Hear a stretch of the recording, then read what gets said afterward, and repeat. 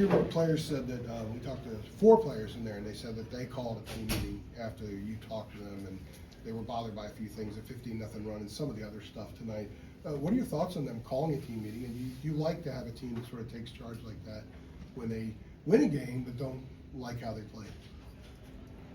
Well, I mean, that's great that they're, communicating and talking amongst themselves. And you're right, I think we had a 24-point lead. They went on a 15-0 run, and then down the stretch 17-3. And so was disappointed in how we finished the game. I felt like just the sustained energy in the first half wasn't there, but I thought we picked it up in the second half and we were playing well, and just unfortunate that we didn't finish the game better than the way that we did. Hubert, Caleb. You go ahead, Michael, then Brian. Hubert, Caleb has said in the past the one thing he really likes about this team is that a lot of guys are willing to speak up. It's not just one person sort of leading the charge. Is that what you've noticed in your time around them so far? Yeah, I mean, there's a number of guys that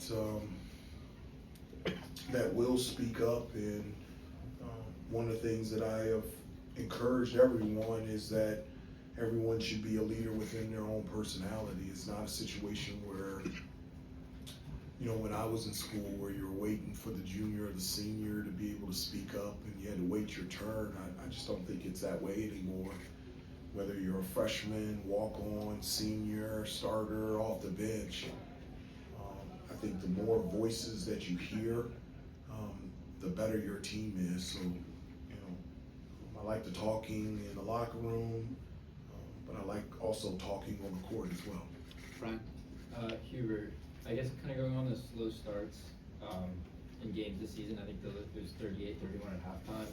What have you been seeing in terms of kind of maybe the team starting out slow in the first half and then maybe ramping up the play in the second half?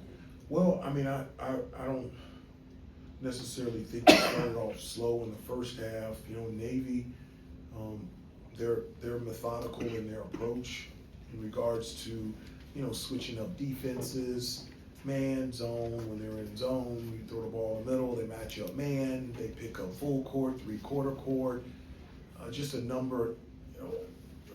Sometimes they play football, which means that, they don't switch any off the ball, and they go switch everything. And so for this new group, new team to be able to read and adapt through the changes, I felt like it took us to the second half to really get a rhythm.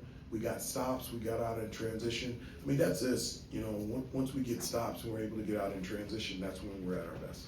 Grant, is your mind? Hey, Coach, Navy represents more than basketball. They're a service academy, and a lot of those guys, once they're done playing, they'll be going on to serve for our military for 4 or 5 years. What does that mean for your program to compete against a team that has that mission, and what can you learn from that? Well, a number of things. I've been to the Naval Academy. We played there, and was it the 15-16 season, and we were there for 3 or 4 days and just saw the commitment that they make every day. I've been at West Point, I've been to the Citadel, and my wife is an Army child, and so I understand the sacrifice that all of them make for us to be able to experience the life that we all live. And it's an act of service, and it's an act of service not just for themselves, but it's bigger than themselves. And so that's a message that I've preached to our guys, is that playing here in North Carolina is an act of service. It's not just about you, it's about the we, it's about our team, it's about our program, this university and community. And I always believe that you're at your best when you go outside of yourself and you're playing for more than just yourself. Jeremiah, then Andrew. Hubert, I know you guys have already, going on the road for an exhibition game. Next week you have the Fort Myers. I know you haven't necessarily looked deeply into those teams yet, but when it comes to just, getting outside of Chapel Hill and you kind of learning this, iteration of this team through 5 games, what are some of the things you're kind of looking forward to out of that trip when it comes to, like I said, building on these first 5?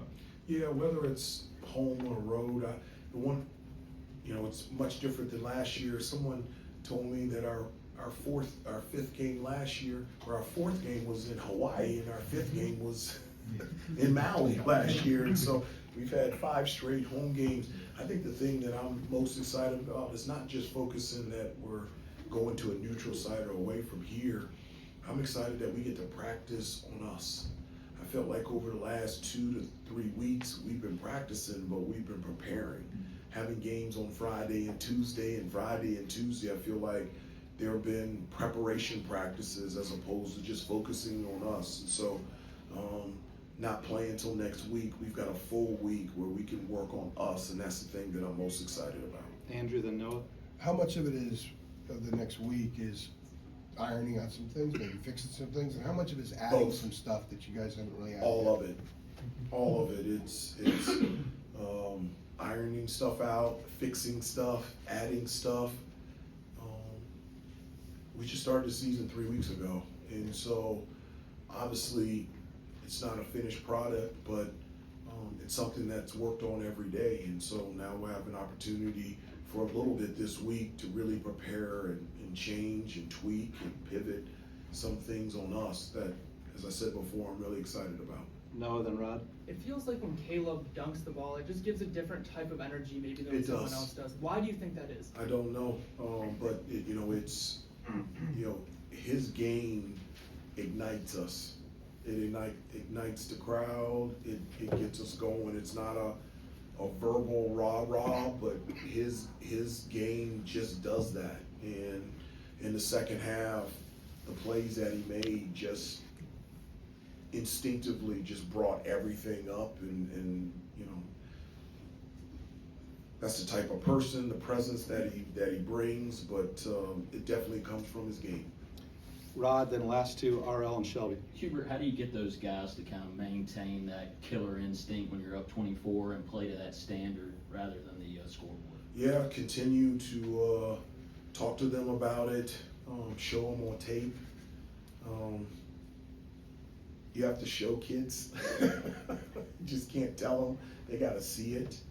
And that's a part of our growth, to get to that level, but to be able to sustain it.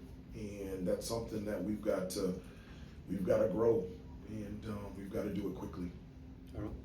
You had some good play from your bench in earlier games, but tonight it didn't seem as smooth when a lot of reserves were in there. What did you see from your bench tonight?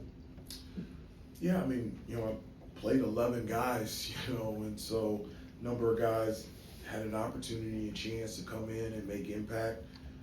Out there on the floor, I felt like each one of them did something, whether it was on offensively or defensively, that made a positive impact to help us pull away and help us win. It doesn't work without our bench. We need a number of guys consistently playing at a high level, and I feel like we have a bench that can do that. Last one, Shelby. Yeah, just talking with Henry after the game, he said that he felt like on. Who is this? defense- Henry, sorry. Yeah, okay, sorry, I'm sorry. No, you're good, you're Sorry. good. I need to project a bit more, but just No. felt like messed up on some of the switches, maybe late on some things. Obviously, it's right after the game, but just wanted to see if you had any sort of I agree with them. explanation on that, and I how did agree. you see that? I agree with them. Yeah. The communication out there on the floor has to get better. The listening and being able to apply the communication has to be better. And those are things that, one of the many things that I think we need to work on this week. And just being better at communicating and being able to execute off that communication. And there were a number of times that we did not do that tonight. Thank you, everybody. Thank you, Appreciate it, Coach. Hubert. Thank you. Yeah.